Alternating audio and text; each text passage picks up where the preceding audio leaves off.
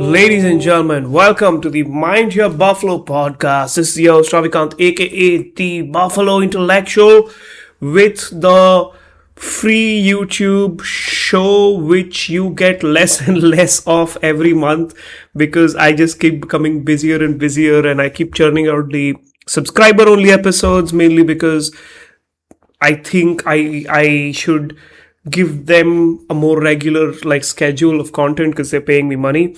But I just between my job and all of these things always struggle to keep a good schedule. But it is almost the end of the year and I am going to once again promise to you that I'm going to fix this show. Like the number of times I've come on this podcast and I'm like, guys, I'm going to do this more regularly. I'm going to find and I think this year I'll finally crack it.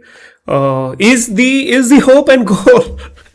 So on the theme of the new year, broadly I want the YouTube show to be structured. I think one of the reasons why I end up not being able to do a lot of both is because it often feels like whatever I have to say in a really edgy manner, I've said it on the subscriber show because it's a closed audience, it's a paid audience. I feel much more free. यहाँ पर क्या YouTube में anything I put, anything goes. It अगर ज़्यादा viral हो गया तो भी it's a problem because it finds new audiences. Like I remember a couple of months ago I did that interview on the Scroll podcast with Shoaib Daniel.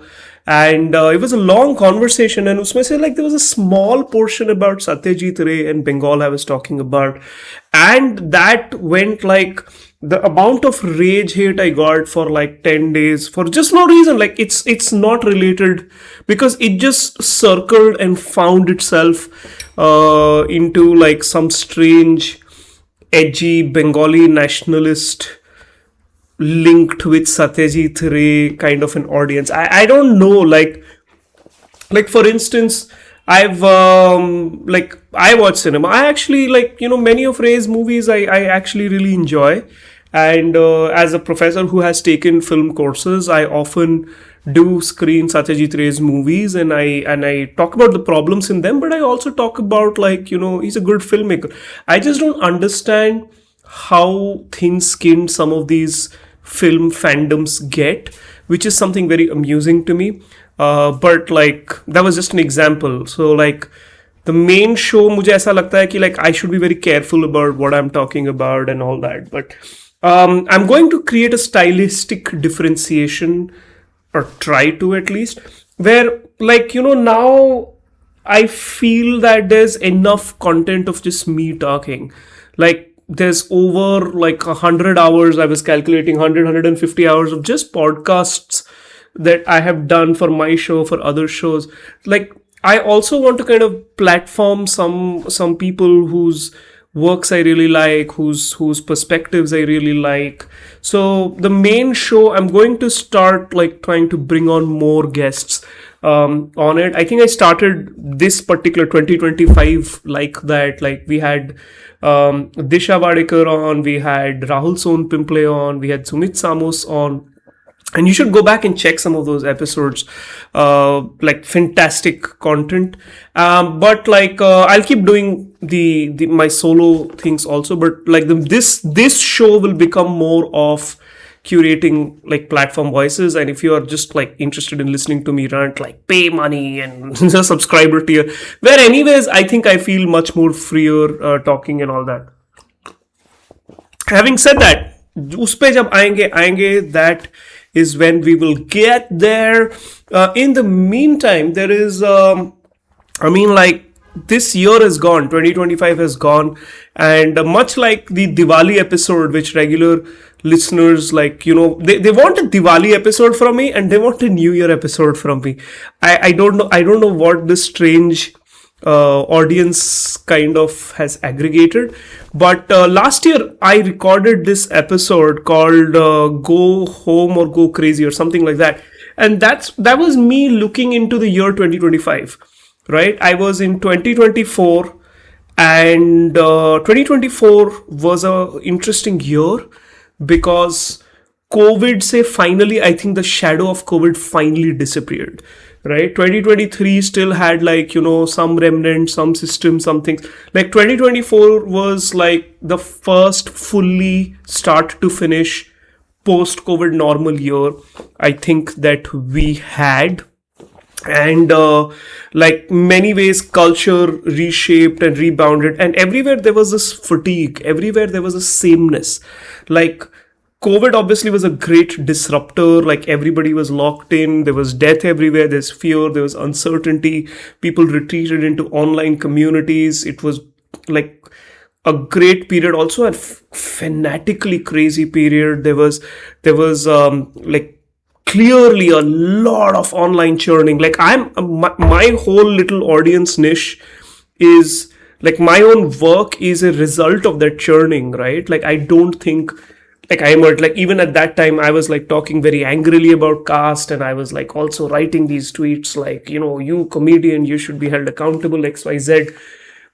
But like I think me, like many people, once that artificiality disappeared, we all kind of like sobered up and like tried to look at things a different way. Like I still obviously get extremely like triggered is not even the word. Like I feel like somebody's taking a cheese grater to my soul every time I see like these, casteist jokes and commentaries, anti-reservation thing. Every time there is a caste atrocity, like it is extremely painful. But like I've also realized that going online and like just doesn't really get us the results that we need structurally. So people who are still doing that work, great, more power to them. You have more reserves of actionable rage than I do. But at some point I was like, I can't do this. So I figured a role for myself is that I'll start talking about the caste culture that I understand, which is Savarnas. So like I just like pivoted into the space where I was talking about Savarnas, and I was talking about it like from a fairly humorous sort of a take. And in doing so, like we got here. But like what I was trying to say is 2024 is the year you start seeing that sort of a cultural readjustment.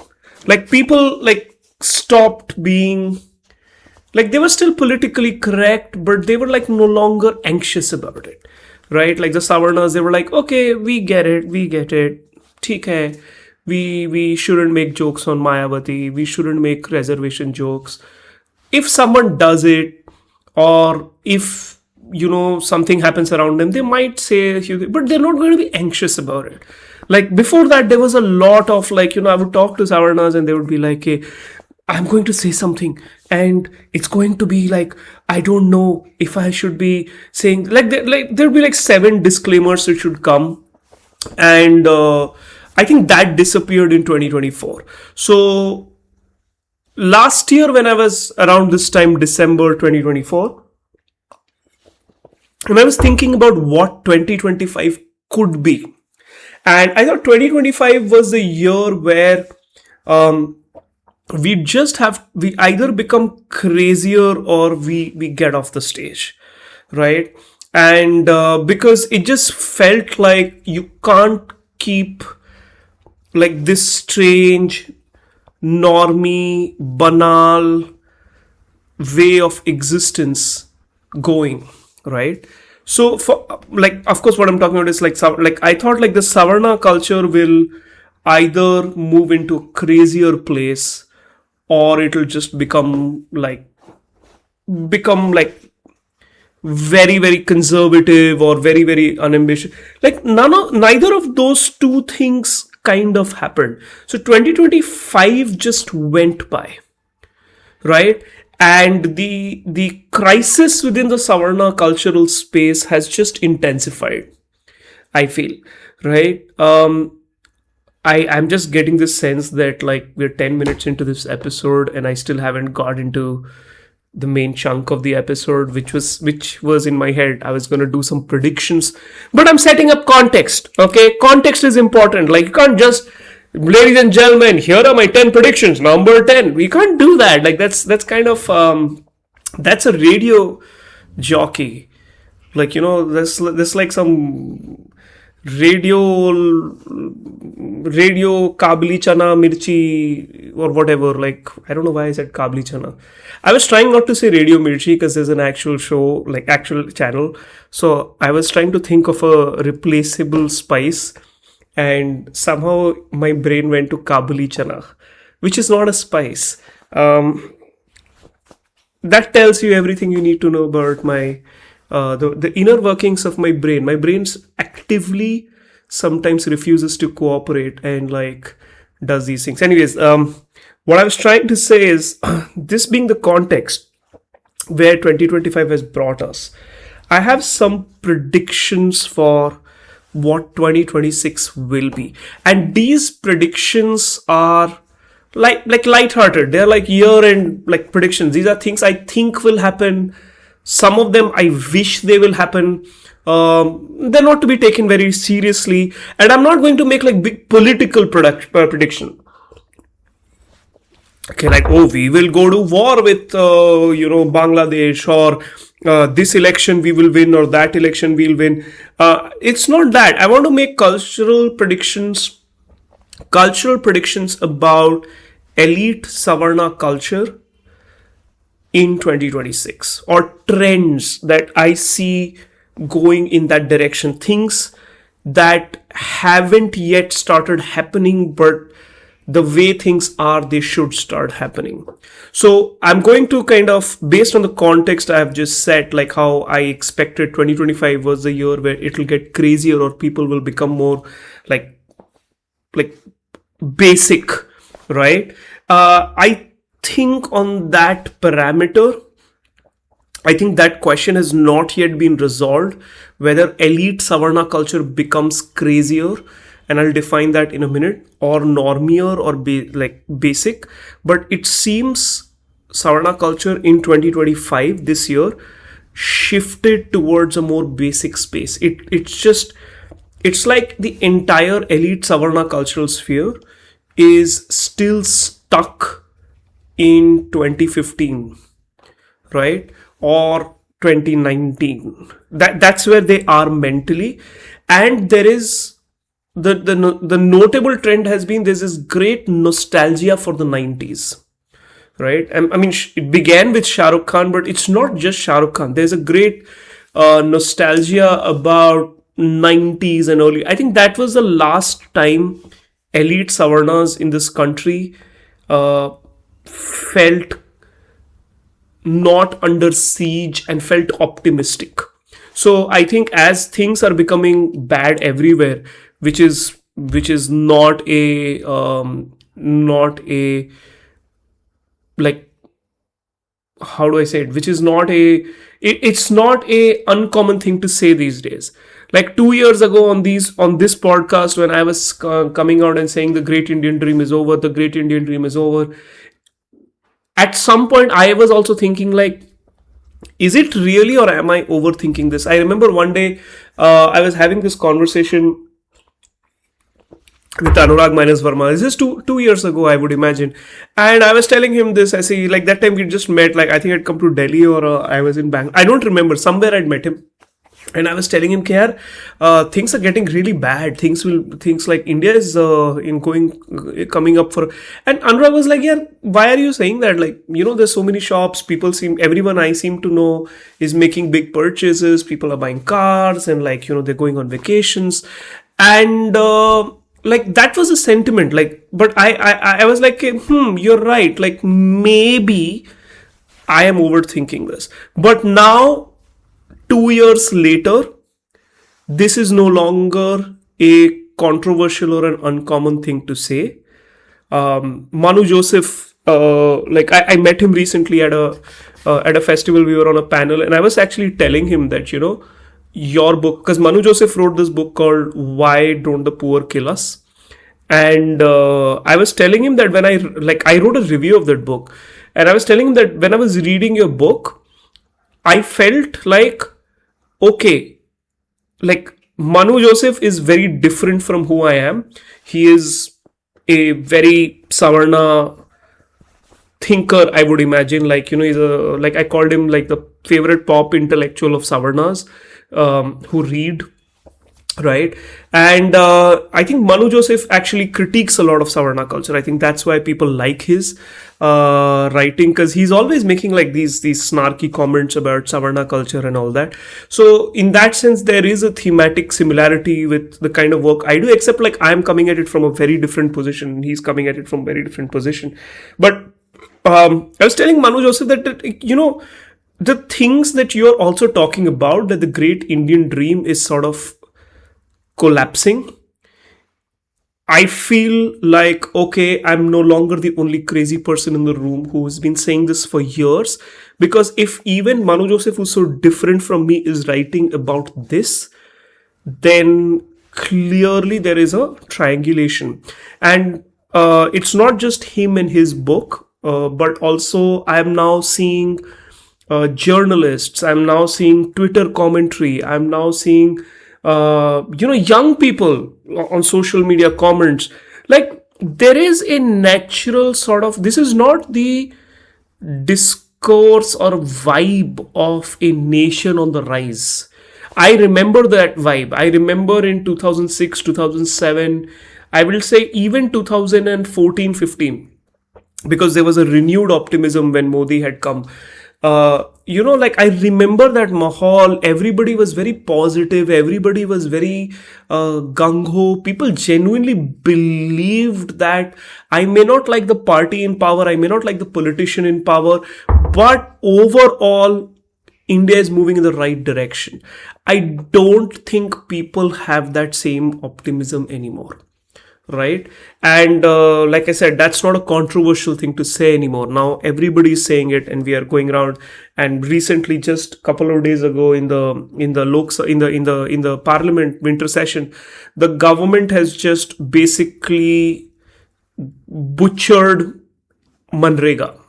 Okay, the Mahatma Gandhi National Rural Employment Guarantee Act. They even changed its name from, like, after removing it, like, they changed its name from Mahatma Gandhi's name, which, the opposition was like, oh, you're trying to insult the legacy of Gandhi. And I'm not interested in the legacy of Gandhi at all.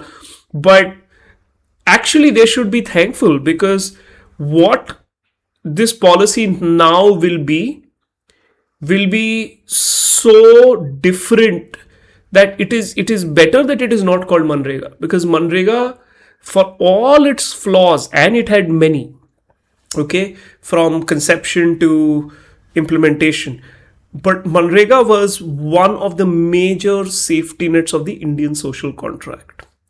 And one of the major successes of Manrega, in my opinion, and I'm not a public policy or an economist or whatever, but as a cultural sociologist, broad macro pattern, I felt, and somebody who has an interest in the political system, and I do a lot of my analysis on political systems, even in my book, there's a lot of that.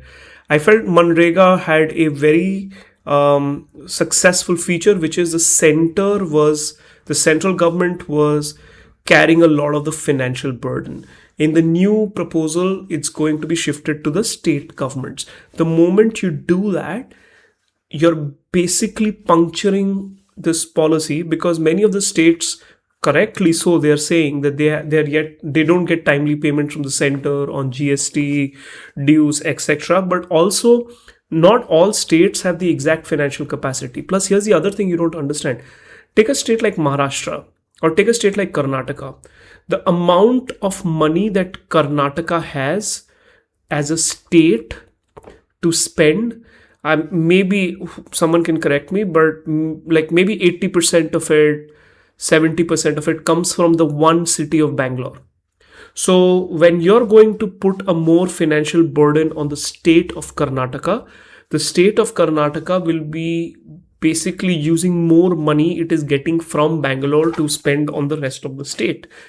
What that means is Bangalore will not be able to solve itself, will become more and more unlivable, which is already a crisis point, right? So this is one of the predictions that Indian cities will become catastrophically unlivable very fast. Right? By the way, this is not even a prediction. This is actually a reality. I'm now in Noida. Okay. And we are in GRAP 2 or GRAP 3 or something, GRAP 4, which is like the government response on the environmental air quality. So jab AQI goes to a certain level, they start saying things like, you can't do construction work. So you can't like do anything which has dust generative, like schools have to be shut down, in like I work in a university, like many parents are saying like do online classes because my child should not be going out in the open, and it is really bad. Like last week I had to go to Gurgaon, so from this part, like I'm closer to Greater Noida, and like if you know the geography, like from Greater Noida to Gurgaon, there's no direct bill, like you have to go up, cross, come down, like so I was like in the cab for a good 1.5 almost 2 hours, and I was going to be speaking, like it was an event like a nerd night in Gurgaon, and I was one of the speakers. And just in the cab ride from my home to the event, I didn't stop anywhere, I was in meeting anywhere, I just went from home to venue to home. Going to the venue, I started getting like this bad migraine. I was feeling nauseous, and I didn't get it. I was like, what did I eat? Like, what's happening? Why am I suddenly feeling unwell? Then I realized, oh fuck, it's the air. It's the air I'm breathing. I'm just so new to this NCR region that it has not registered to me yet that you should not be going out in 600, 500 AQI air without a mask. So I just innocently got into a car, and it occurred to me because I turned around and looked at my driver, and I noticed it registered in my head that he was wearing a mask inside his car. And I was like, oh, that maybe that's what it is. Right. And so in a way, like the city is already unlivable. If you're outside your house, in my office, like I have an office at the university, like they came on the very first day and installed like this air purifier right next to my seat. Like if this is my seat, they put it right there. I got the air purifier before I got the laptop and the printer, which is essential to my working. Because they're like, yeah, you need this, right? So this is not a prediction that Indian cities will become worse. They already are. But I'm saying the way things are, India's collapsing. And I've done some previous episodes about this. I've talked about it at length. That you're already going to... the social contract has changed. I think I was saying this on Anurag's podcast. The social contract has changed. The poor, the marginalized waited for 25 years in this country for development to find them. Now they're like, okay, you guys keep saying these, app banalo, venture capitalism, entrepreneurship, Viksit Bharat, and, make in India. Everything you've said, we've heard. It's not coming down to us. We are not benefiting. So here's what. You want us to vote for you. Give us 2,000 rupees, give us 5,000 rupees or something like that.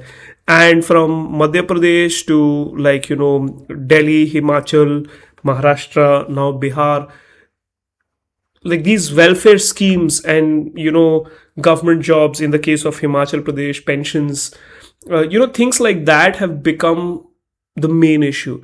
Now, the problem is the BJP cannot lose elections. It's a machine. It's set up in such a way that it can't lose elections. Because it can't lose elections, to win elections, now it has to commit money to these sort of welfare things. It's money the state doesn't have, right?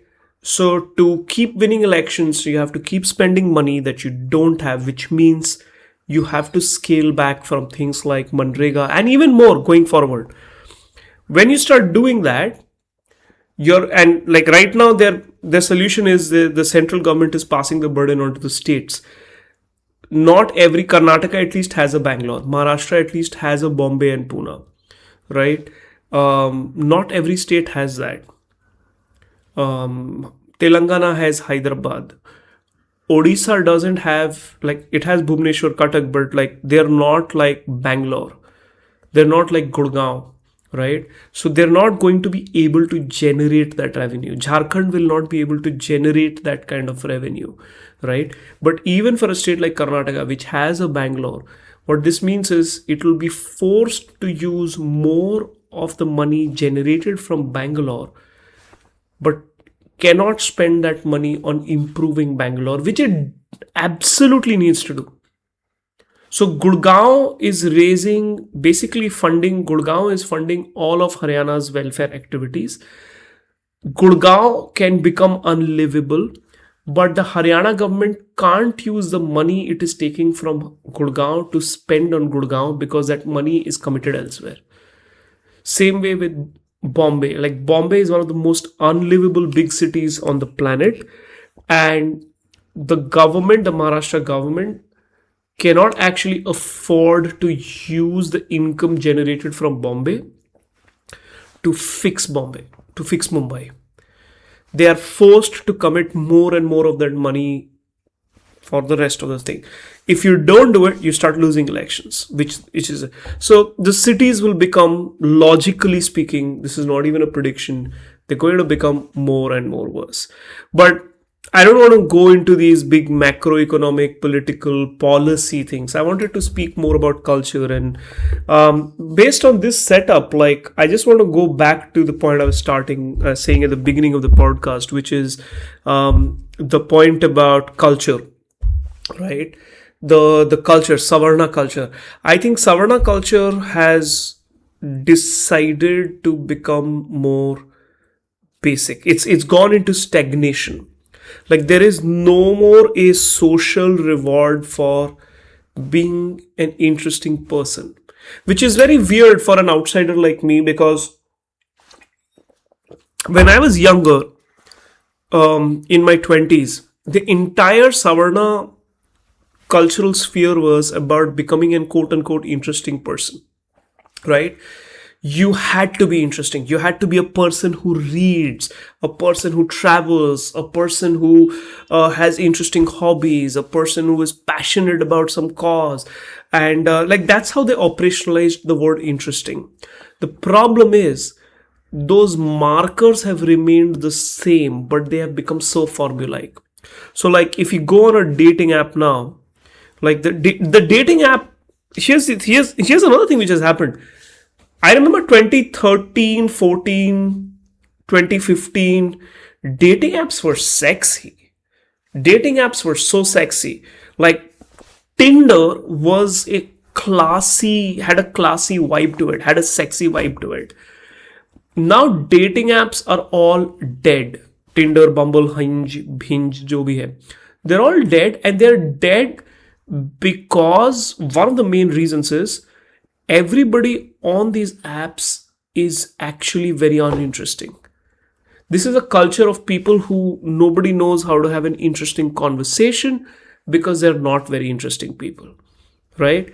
The whole format of a dating app works with the idea of, I'm going to showcase you my life. When I don't know what is there to showcase in my life, I will end up showcasing, here are the countries I visited. Here is a car I drive. Here is an animal I own. Here is an obligatory picture with a book I have, right? And it is exactly that brand of person who floods the dating app. Like, like they'll go and put up things like, this year I want to travel more countries. Give me travel trips for Greece or some shit like that. Like, you've had that on your app for 8 years. And if everyone is doing that, then the app business is dead. Like what are you going to do? In the age of AI, who's giving travel tips on dating apps? Who's going to be like, oh, you wanted travel tips for Greece or for Slovenia? Actually, I have a friend who went to Slovenia. No, you go to ChatGPT or Google and it does it. So the dating app business dying Like, people will still get on it because everyone's still lonely. People are single. People are walking out of relationships. People are walking out of bad marriages, separations, divorce. They're trying to restart their life. So it is a service you use. It's like Ola. You can hate Ola, or Indigo. You can hate Indigo, but you'll use it because you need to go. You need to fly from city X to city Y, and 9 out of 10 flights are Indigo, so you will still use it. But you're no longer happy about it. You're no longer excited about it. Dating apps are like Indigo, right? And dating apps kind of failed because people, like I said, people will still use it because people will also still use Indigo and Ola. But the reason why people are no longer excited about dating apps is because there is no reward in Savarna culture for having a good personality. All it does is just, and even in 2015, when you were saying that I have traveled many countries, wanderlust, right? It was exciting because not many people were traveling. Not many people, like, it was a nice sociological curiosity to go outside, discover these places that nobody's been to, XYZ.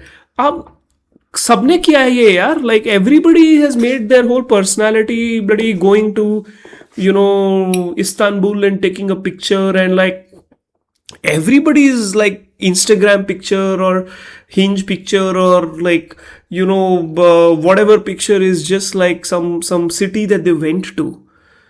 Right? You're posing and you're like, even more fake is like you're looking out off camera while they're taking a picture, and like it is so clearly unspontaneous and staged, right? That there are content creators on Instagram who tell you now how to get like a cool travel photo, how to position your leg. Like, I was meeting a friend recently and she was like, oh, when you're taking a picture like this, like, like lose this shoulder and like do this, it creates like some posture balance. Like, I'm like, oh right, now this is become like ye ek system hi ban chuka hai apne aap mein, right? So there is no reward for a personality, and anybody who has invested in an actual personality, you're discovering that you're going to grow old alone. So based on this, two immediate predictions, right? One is, of course, dating apps are dead. They're dead because of people with bad personality. Like, and here's the thing: even if you are still going around saying, "I want to do wanderlust, I want to go on a drive, I want to have the perfect chai, I want to have a," even if you're the person who's doing that, in 2025, you're doing a bad parody version of something you did 10 years ago. And it was fun then. The first time you did it in 2017, 2018, first time you did it in, I don't know, whenever. Now this is the 50th time. What, like, how long are you going to smoke hookah and talk about which Central Asian country you went to? And like, it's not like you went to Kazakhstan and became like an expert in Kazakh culture. No, you were there for 3 days. You took a couple of pictures. Maybe you went to a museum. You ate 2 meals in the local whatever, like restaurant, some tourist trap, filth hellhole. You click like 500 pictures, and that's your travel story. I ate horse meat in fucking Kazakhstan, right? But most people are so basic, they will not even have that because they don't eat meat. So yeah, you had cauliflower grill in Tashkent. Good job. Congratulations on your life.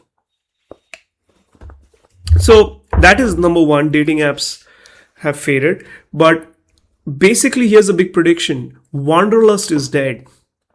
2025 was the year Wanderlust officially died. Wanderlust, this terminology about like, basically people traveling and people experiencing this whole like eat, pray, love vibe. I want to see the world. I want to see the world. The world has to be seen. one of the biggest like mythologies is, and I remember hearing it, I think Tim Dillon or somebody was saying this. One of the biggest mythologies is that travel gives you wisdom, and it doesn't. Something paraphrasing like that. Traveling does not give you wisdom. It does not give you depth. It doesn't give you anything, right? Like, and I'm an ethnography oriented fieldwork researcher, like, and I've done a lot of travel into places which are like, one of the things that you realize if you actually travel, and like most of my travel of course has been solo travel, because that's how you travel when you're doing when you're a researcher. Now here's the thing, you firstly discover most places are not beautiful, most places are not picturesque, most places are not gorgeous. There's a reason why that some places become a tourist attraction. It is because not every other place can be. So, like, yes, there is beauty in everydayness XYZ, but most places are not very beautiful. And even when you go to a place which has all the tourist friendly amenities, there's actually not much to do, and you're actually not really experiencing the local culture. Okay? Like, one conversation with a local, or one sort of a thing with like some guy is not really making you experience the local culture. One food dish you had doesn't like immediately mean that, okay, oh yeah, I now understand the local culture and I experienced it. No, you did not have a cultural experience. You have no sense of what that it is. All you did is you visited the geography, you inhaled the air in a different zip code, and you ate food and you pooped in a different physical space. That's it, right? But so wanderlust, like, even if you are just into clicking selfies, I think even that is over, because 2025 was a year when people started becoming disillusioned with travel. Like, already there are so many of these, like, you go on social media and people will be like, oh, I went to Sri Lanka, streets are so nice. I went to, Africa. Here is a city from Africa. Like some African nation, they'll randomly take Ethiopia or something like that. Or, like, here is Gaborone, and, look at the streets of Gaborone, and look at the streets in, Djibouti, or, here is Kenya, and look what Tanzania has been able to do, and XYZ. And you can do that. You can like show cities from Togo and Benin, and be like, look, Africa is doing so much better. But somewhere in that sentence and thought, and we've all seen posts like this, is also a casual admission that we kind of no longer find travel emancipating and interesting.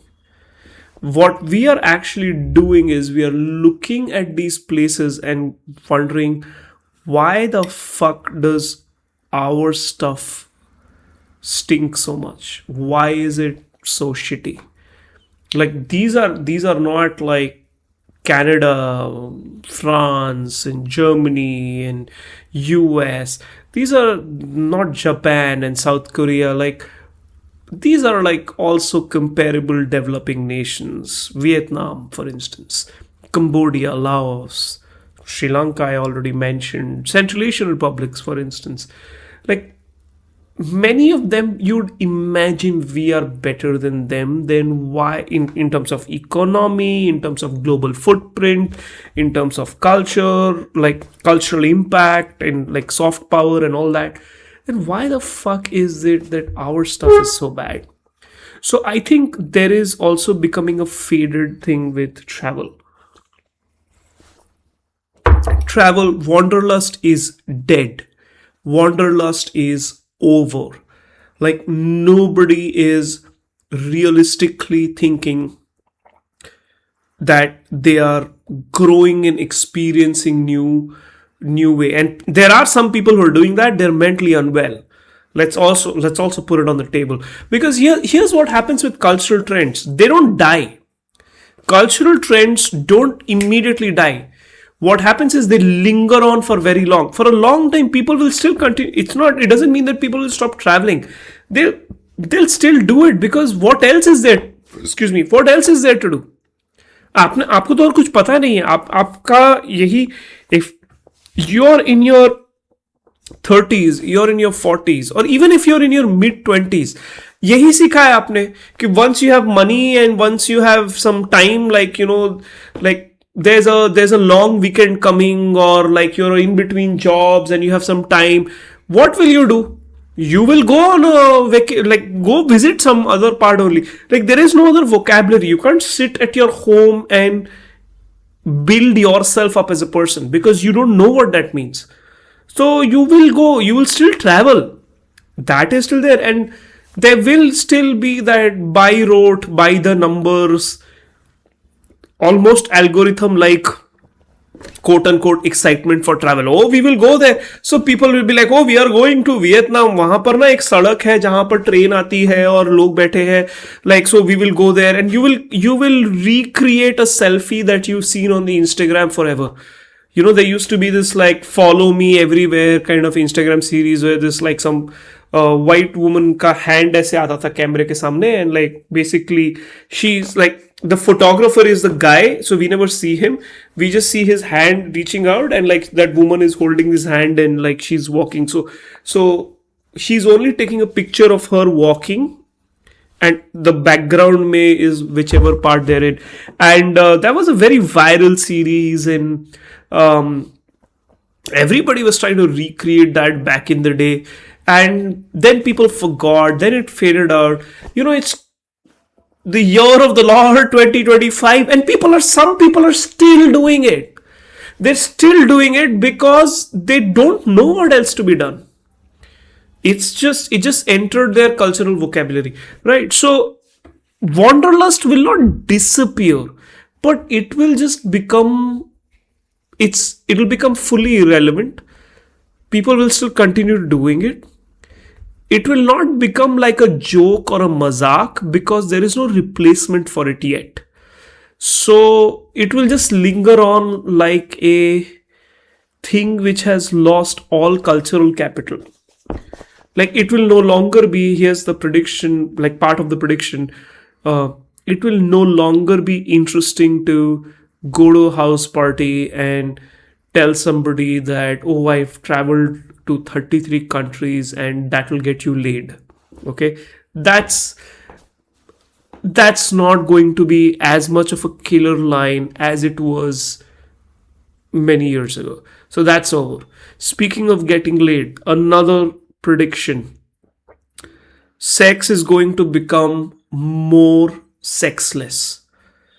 I don't know if you've noticed this, but I'm surprised that there are not more op-eds or articles or tweets or hot takes about this, because sex is one of those topics everyone fucking wants to write all the time and theorize about all the time. But this is the most obvious trend which is out there. People, elite Savarna culture, people are not fucking. Okay, they're not fucking. And I say this fully aware, okay, like, oh, you must not be getting laid. Look, man, I'm also not getting into road accidents every day, but I know road accidents happen. Just because I have not been run over by a bus doesn't mean I don't know how often that happens.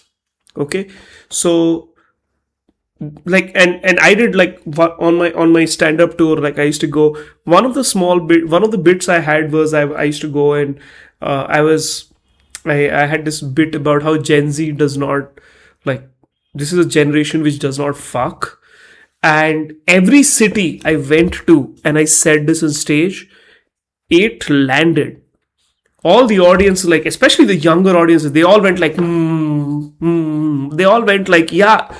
Because here's the thing, like I don't know what the exact cultural reason behind it is, but um there is definitely like a push towards like this androgynous asexual. We will, maybe people are all on too many like neurological medicines or mental health SSRIs and all these things are biologically linked to libido and sexuality. Maybe there's too much screen time. Maybe you're getting the sexual validation because when you post a thirst trap, you're already an object of desire, and there's a lot of sexting going on.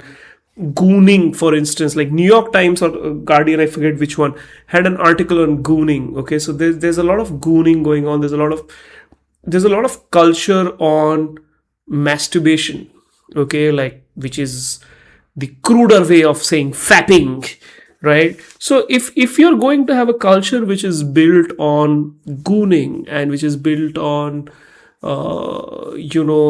this idea of sexual validation through discourse, texting, like technology has made it so easy to send people nude pictures, without worrying about it, and even the idea of somebody's nudes getting leaked, like this is in some bizarre fucked up way, in a very very fucked up way, it is not the reputation killer as it used to be back in the day, because it's just become one of those things like, yeah, okay, yeah, this person also happened. In some strange way, because technology is so accessible, and like people are like sexting a lot, they're like into watching porn. Gooning is a thing in itself. There is obviously a very like high uptake in neurological or psychological diagnosis that people have. They're on a bunch of different medications. Plus, just like, who wants to fuck when the world is so unsexy, right? Like, life is hard, your job is stressful, like the fucking air you breathe is unlivable. And see, elite culture, Savarna elites, it's a culture of leisure. It's a culture of it's a culture which doesn't understand pleasure very well. It is a very repressed culture, but it is built on leisure. It is built on having leisure time, right? But I think even elite Savarnas, and they don't share the rabid enterprising hustle of the marginalized. So, like, I don't want to universalize these statements. It's a dumb podcast. Don't come at me. Like, I say things, whatever. So if you look at, like, if you're an elite Savarna in your early 20s or early 30s, you obviously want to also have career plans. You want to go abroad, maybe get like some fellowship, maybe some some scholarship. You want to work with some NGO, you want to write for something, कुछ भी आपके दिमाग में चल रहा है, right? You want to do a startup, you have friends in mind. Like, all of these are like somewhere in the not so distant future goals for you. You don't really have the urgency to make these happen, because even if they don't happen, you will be fine. These are more like wish lists. Career is a wish list, right? So if career is a wish list and there is no urgency in your personal life, and in general you're getting the kind of validation and gratification from all of these spaces, and your social cultural space mingling has become basically sterile, right? Because, like I said, there's no reward for good personality. So you're not actually meeting interesting people. And even if you're meeting them, they don't have interesting things to say, because they'll be like, oh, I visited these many countries, and you're like, oh, okay. And then here is another interesting person. What is so interesting about you? I do pottery. Okay, yes, 713 other people do that. What is interesting thing about you? I do glass painting in my house. अच्छा, आप क्या करते हैं? I make my own sourdough bread. Okay, fantastic, good for you. What about you? Why are you so interesting? I want to live on a farm with a farm commune with my friends. Now, if you're going to be that sterile and you've met these 4 or 5 people that I described, and you're meeting this exact 4 or 5 person in every party, like every party you go to, everyone you speak to has the same 5, 6, 7 answers, and or they have a startup idea, or they are in like the beta phase and they are into like fundraising mode or some things like that, and everybody is saying the same things to you, then your social cultural space becomes sterile. Nobody has urgency, everybody has the same answers, you've seen it all. So basically you lose that sort of urgency, which is, I would imagine, like a very vital part of sexual culture. So yeah, sex is going to become more sexless. People will, like, there's a whole culture of like, oh, let's hold hands and be empathetic and all that. And like beach mein it was not like that. There was a small time a couple of years ago when polyamory or whatever was a big word. Okay, was a big word. People were very big into exploring a new format of sexual relationships. They were non-monogamous, non-coupled kind of equations.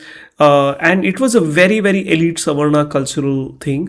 And at that point of time, I had thought, this is an interesting response, because the sexual culture of elite Savarnas is becoming sterile. So maybe this is a natural response. They're trying to innovate ways in which they will create their own vocabulary. They'll be like, okay, yeah, I'm interesting because I'm in a polycule or whatever, like things like that. And I think it is safe to say by the end of 2025 that, I have to choose my words very carefully, because polyamory people are like vegan people. They come at you very aggressively if I don't word this.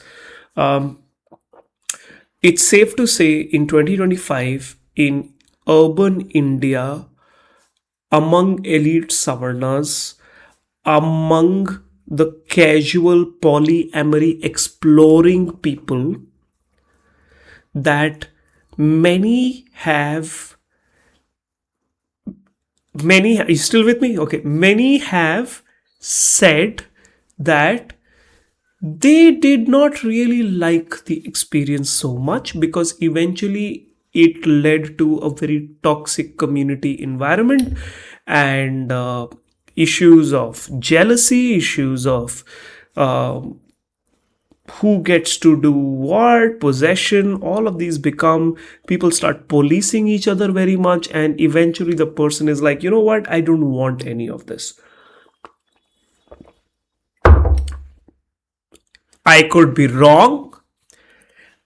I am not in a polycule, but I would imagine, just based on what I've heard, this has been an experience of many people I know, right? So I'm just reporting that.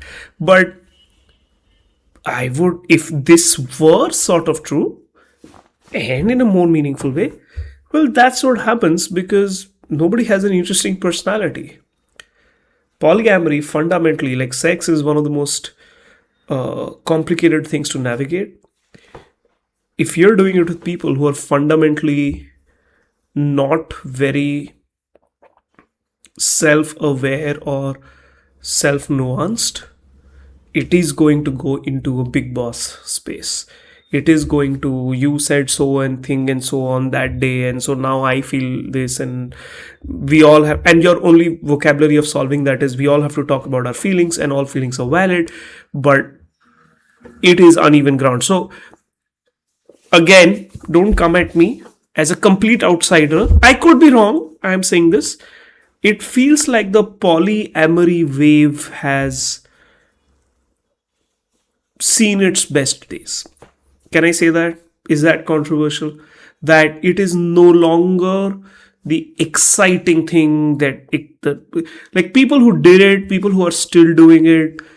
I know many, no, I won't say many, I know some people who are still into it. They're like, yeah, like they'll also now speak a little bit cautiously. Like, yeah, you know what? There are some things we still need to work out and stuff like that. So I thought when polyamory was peaking some years ago, I was like, okay, maybe this is an interesting cultural response. But even the fact that it has sort of, it's trying to find itself, and it's like, okay, we may not have all the answers, explains to me that, sex will kind of go, kind of fade out, kind of die. Here's another prediction, okay? Another prediction. Podcasts will die. Like, it's already happening. Anwar keeps telling me, because he tracks this much more than I do, because he's a student of the internet and he's a student of culture. Like, many big content creators, they've just very quickly fallen off the map. Like, long-time listeners of this show, Lord Beer Biceps, his show is not doing well at all. He gets very little audience. And here's the scary part. He's not doing anything very different. It's not like he suddenly like changed up things and became too pro-government or anti. No, he's the same doofus. He's the same moron. But suddenly, it's like culture has passed him by. Like, they're like, okay, we've seen you enough. Like, I've seen this show. I liked it the first 50 times. Now I've seen enough. Now we're not interested. So a lot of big podcasters are facing this. Prakhar Gupta is another one. Like, Gupta, uska naam. Whatever, that really fucking annoying faced fuck. Like, he's also like, his numbers are dipping. And then I think he was like, I'm going to now curate only questions I like. So he's like, I'm going to call an astrophysics guy and he will explain to me about quasars and do aliens live in the butthole of a black hole or some shit. I don't know. Like, I'm just guessing. See, this is the kind of stuff I can get away with saying on the subscriber episode. But like, saying it on the main show becomes complicated, but whatever, like, I'm in it now. So yeah, like, these guys, I feel they are going to struggle. Which is another reason why, shout out to the Buffalo intellectual audience, because I don't have a very big following. I have like this handle at the time of recording has maybe 5,000-6,000 followers. That's about it.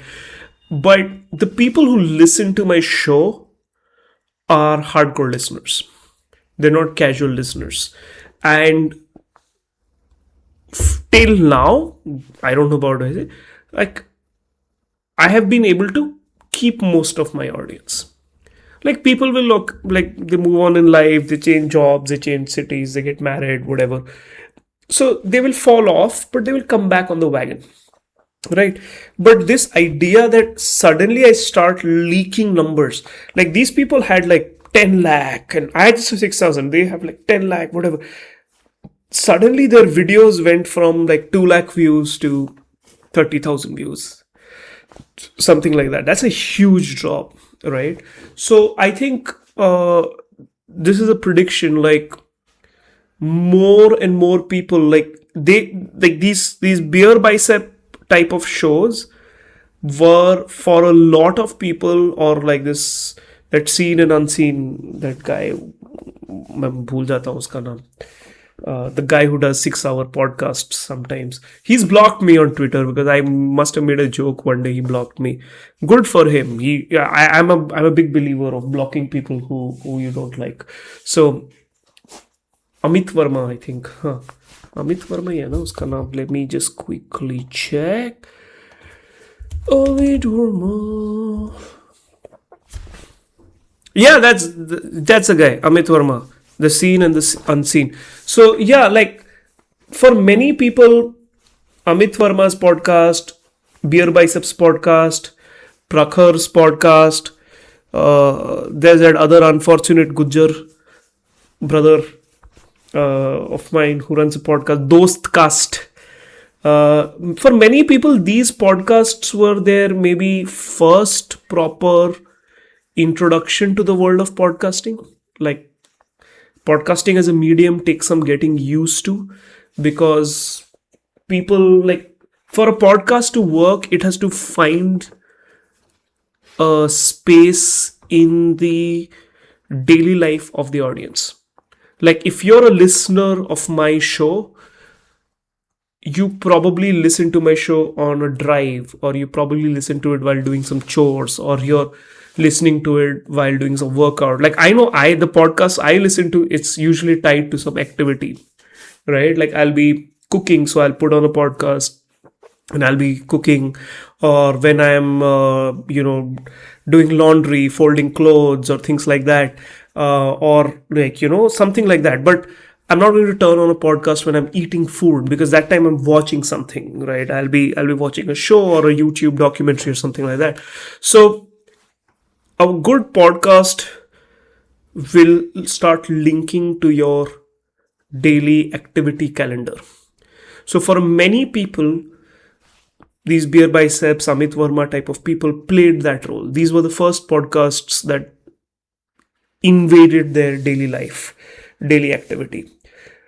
However, now that they are used to this, many people will start figuring out, well, I've heard 30 podcasts by this guy and he keeps saying the same thing, right? Or, yeah, sun liya, like, now I have grown as a person. Like people's taste also changes. They go through different changes in life. So I have a feeling that many of these big, generic, mass, catch-all, because they wanted to be mass, they wanted to keep a mix of curation which had like very broad basic themes, thoda sa politics, thoda sa religion, thoda sa sex, thoda sa spy, intrigue, Pakistan, that kind of alien, thoda sa bhoot pret.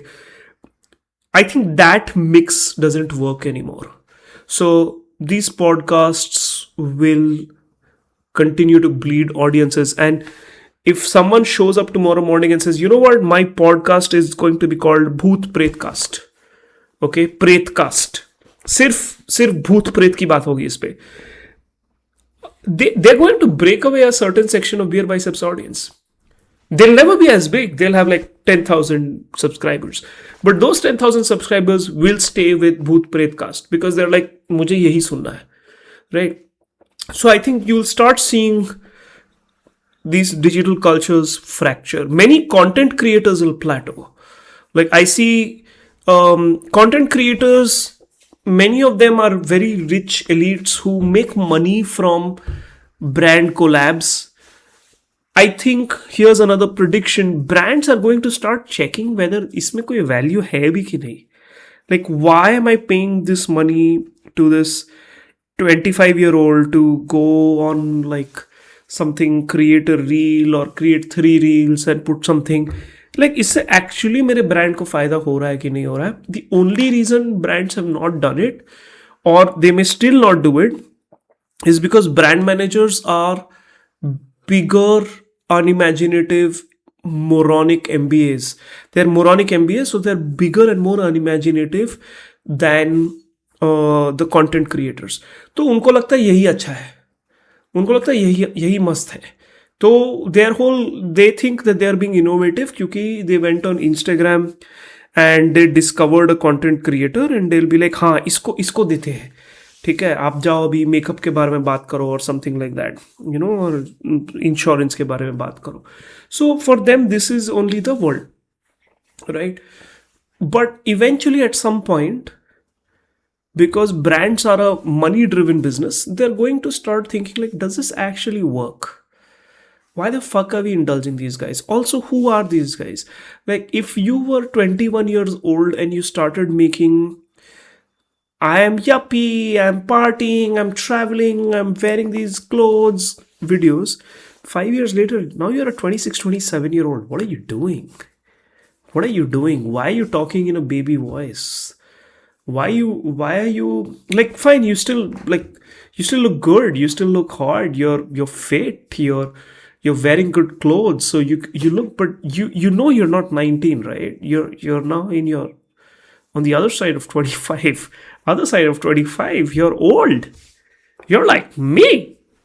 I'm grand old. I'm granddaddy old, but like 25 ke upar, you're uncle auntie, right? And uncle auntie is a good place to be. So stop trying to be a teenager. And I think the audiences will start seeing through that a little bit. So podcasts will die, content creators will plateau. No one who has been a content creator for the last 5 years making the kind of content I just described, they're not adding new audiences. They're not finding new 19-year-olds who are like, oh, I can relate with you. They have already an audience. The algorithm pushes them. They have brand collabs.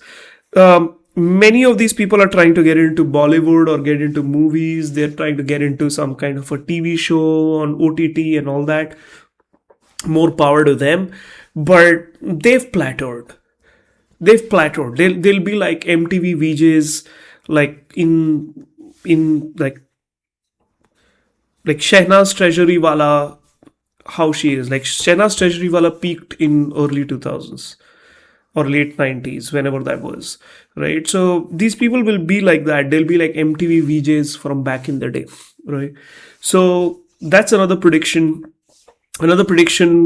Very quickly, just to kind of bundle in with all of this theme of everything fading, is I think restaurants will diminish.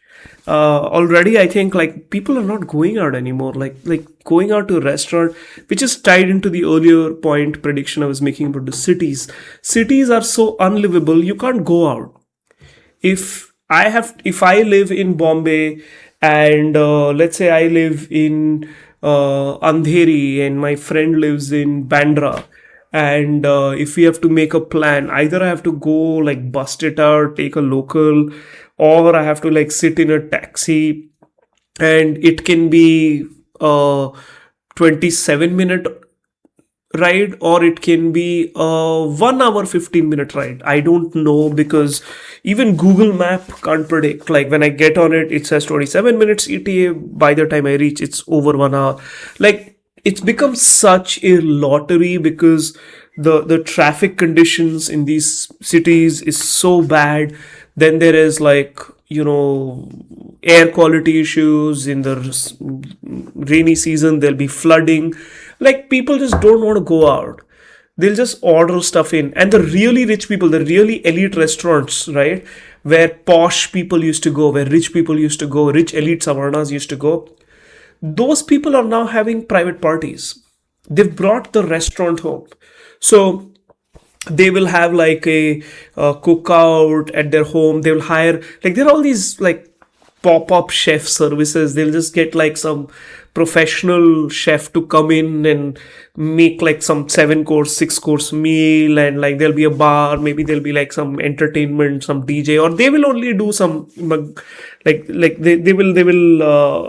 will figure it out themselves. So the move is no longer to let's all go meet at a restaurant, let's all go meet at a pub, and then we'll have an after party. No, that's not the move. The move is just go to somebody's house, right?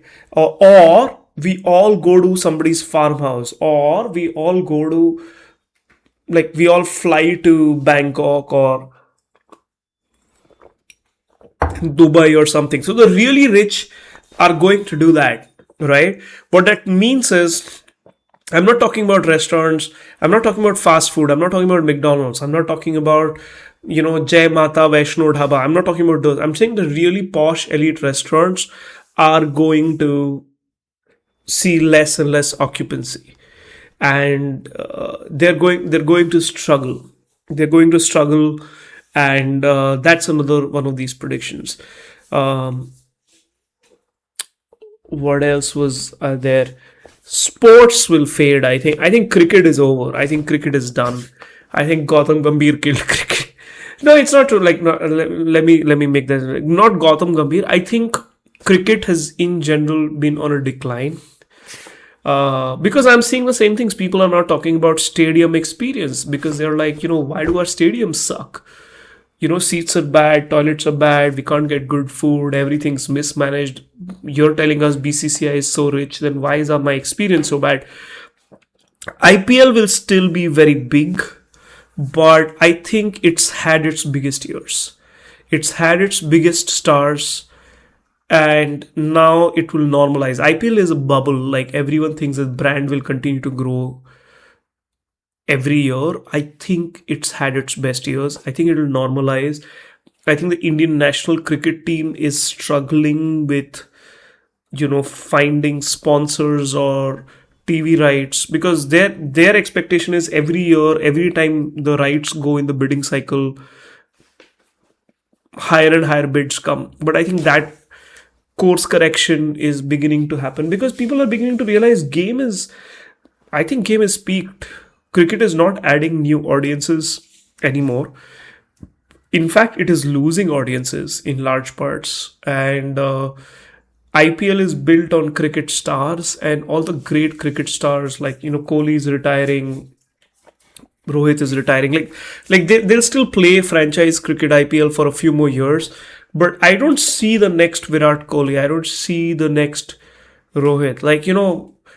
We had the Sachin era, Sachin, Dravid, Ganguly. Then we had the Dhoni era. And during the Dhoni era, you saw a young Virat Kohli coming up. You saw a young, not so young, you saw eventually Rohit Sharma come into his own. These are iconic. Bumrah kind of, I think, became pretty iconic. Although as a brand, I think Bumrah is still not at that level. But among the new guys, you can see there's an attempt to frame Shubman Gill as the next star, and he may be able to pull it off because he is insanely talented. But I don't think so. I don't see a clutch of stars emerging. And stardom is different from cricketing talent. They are all maybe very, very cricketing talented, but that phenomenon, Sachin was not just a player. Sachin was a sentiment. Rahul Dravid was a sentiment.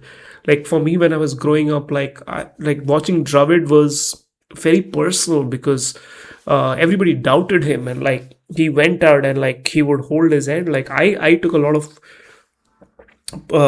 personal kind of connection with him.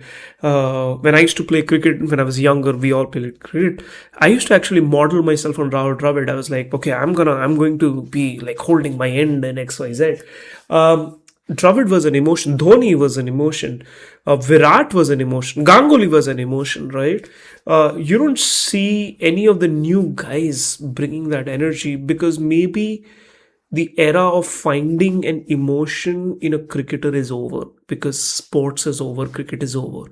So it will still be big, but sure, there was a stampede after IPL in Bangalore won. So clearly the craze is there, but I think the fading has begun. It's had its best year, is my prediction. We're not suddenly going to go into 2026 and be like, oh, you know what? This was actually the biggest year of cricket. I don't think so. There's the 50 over World Cup coming up in 2027, which Virat and Rohit really want to play.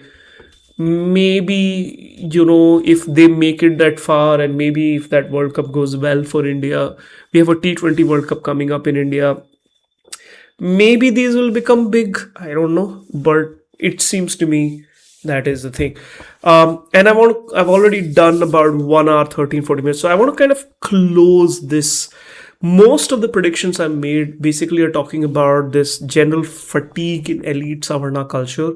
And, by the way, the cricket point, I'm talking about Savarnas. I'm not talking about masses, because cricket will still continue to be big among the masses. I'm talking about elite Savarna culture. All these predictions are clearly for elite Savarnas. That's my beat. That's what I do. Now, most of these predictions, whether it is about podcasters leaking audience, whether it is about content creators, yuppie young content creators, plateauing, and whether it is dating apps becoming fatigued, whether it is wanderlust dying, whether it is, sports kind of no longer, forget cricket, Even football, is not like F1 has seen a revival in the last few years, but I think these will fade actually. The elite Savarna culture is no longer invested in sports because, like I said, there is no reward for an interesting personality, sexually, everything. Like all of that is, all these predictions I've made, all these things I've talked about, they all point to a return to, not a return, like a fading, fatigued jadedness. Now, here is a hot take. When culture reaches stasis, it can go in two ways.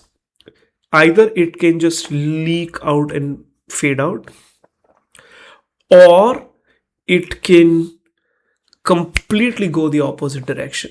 So there is a possibility that suddenly elite Savarna cultures become mean and revivalist. Hear me out on this point.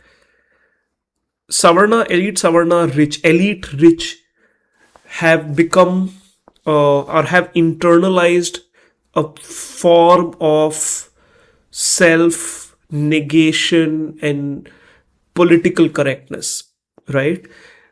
And they've become fatigued, and they're like, at some point they need like some Shashi Tharoor stature person, like that kind of a gravitas, because Shashi Tharoor is like Amitabh Bachchan for a lot of these elite Savarnas, like, but with the edginess of what Andrew Tate is to the manosphere, right? So this like Tharoor Tate hybrid, like if he comes and like for instance, I can see Aryan Khan becoming like that, right? Shah Rukh's son.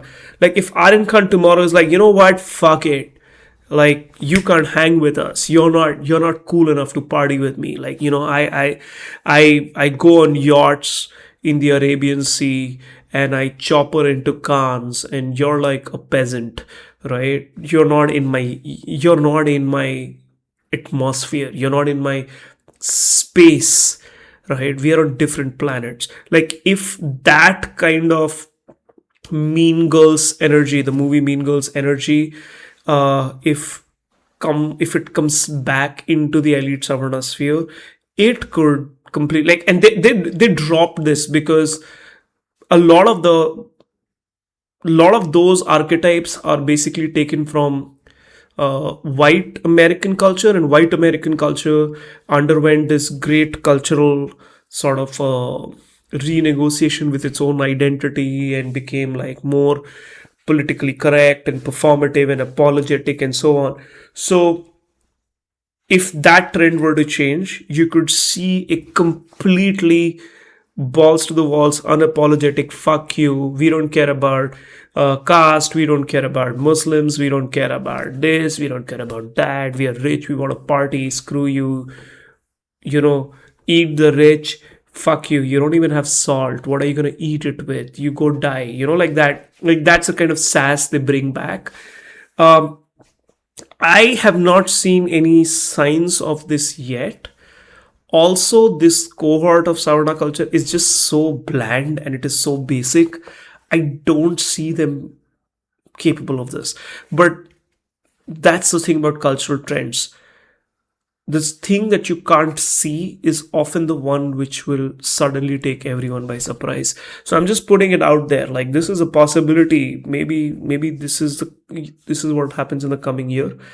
But yeah, like I'm going to wind this up again. In conclusion, I again want to say, re-emphasize, please don't take any of these predictions seriously. It's me bantering. I don't want comments like, oh, you are so wrong, this will never happen, how dare you say this. Yeah, I could be wrong. Most likely everything I've said here is wrong.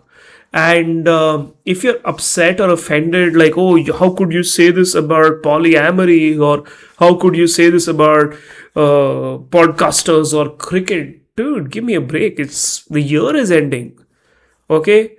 We were all supposed to die in 2012, remember? Because the world was going to end. We didn't die in 2012. Then we were all supposed to die in 2020 because of COVID. We survived everything. We're still here. Give me a break. I'm just saying some things. All right. Be cool. Have fun.